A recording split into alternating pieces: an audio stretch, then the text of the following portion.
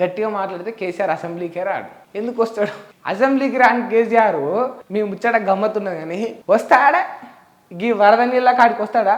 అసెంబ్లీకి రానికే అయోమయమయ్యాడు. ఇంకా వరద ప్రాంతాలకు వస్తే కొట్టుకోబోడు కేసీఆర్ ముందే బక్కపలసనుడు అంటే బాధపడతారు. కానీ రావాలి, చెయ్యాలి.